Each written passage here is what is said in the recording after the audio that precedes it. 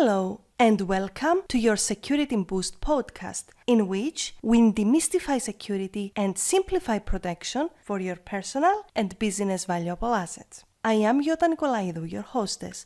Let's get started.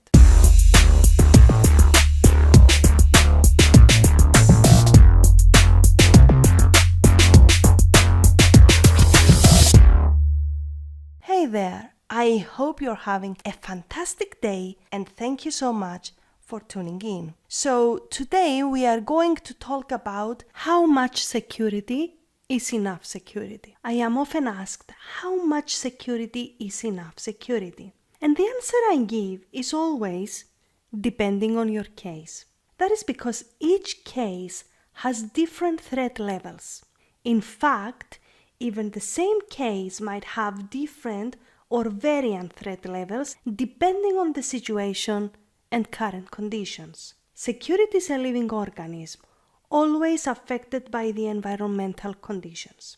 If even just one parameter of the environment was to change, we would see a big fluctuation of the threat levels for the same entity. Let me give you a very simple example to understand this better. And it's so simple, it's not even related to security. We interest based on the environmental conditions, right?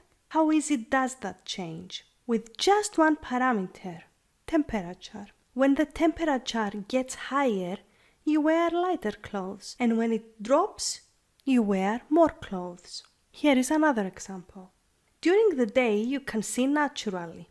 During nighttime, which is basically the alteration of the position of the sun, you need electricity to power up a lamp and see. Again, just one environmental parameter is enough.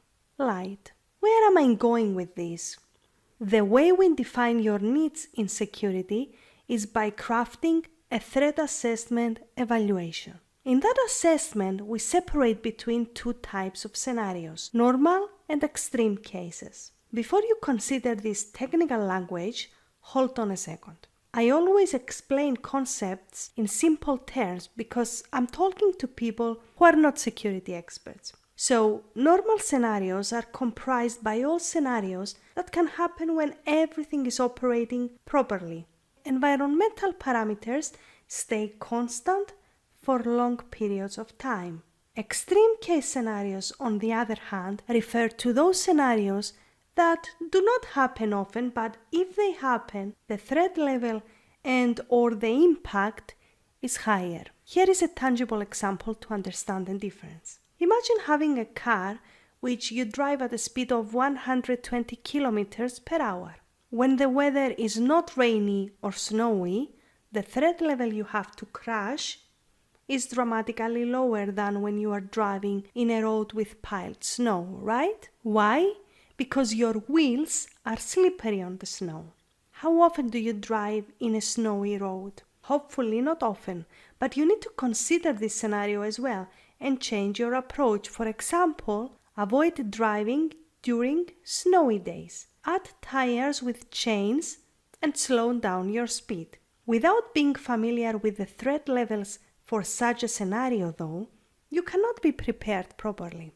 So, the threat level assessment is your compass for protection by allowing you to anticipate for each case accordingly. So, if we were doing a threat level assessment for your car, let's say, we would consider weather conditions like, for example, sunny days, rainy days, snowy days, materials blocking the road, like things that are dropped by other cars, caused by physical conditions, caused by an accident of another car, traffic percentage, road quality, your car's speed, maintenance of the car like tires condition, oil changes, service condition, burnout lights, driver characteristics, for example, experience, focus, emotional condition, physical condition, for example, someone might be very tired, time driving,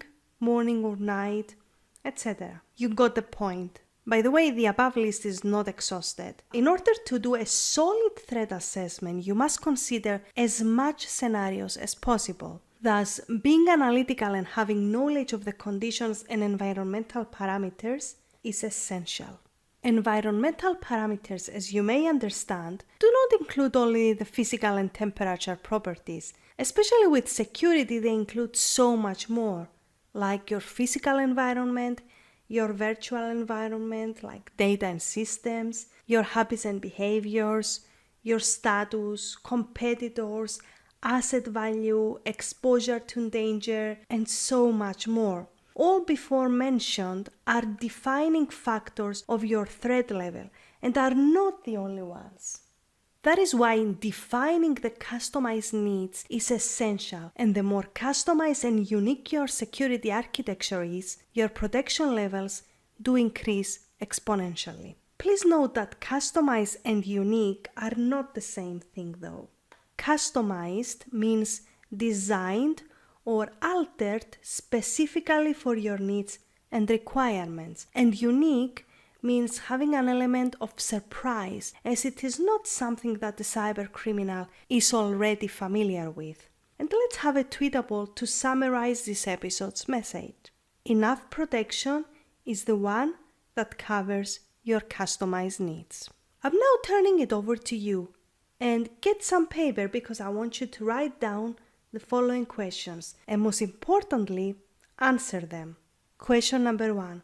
Did you build your protection by first examining your threat levels? Question number 2.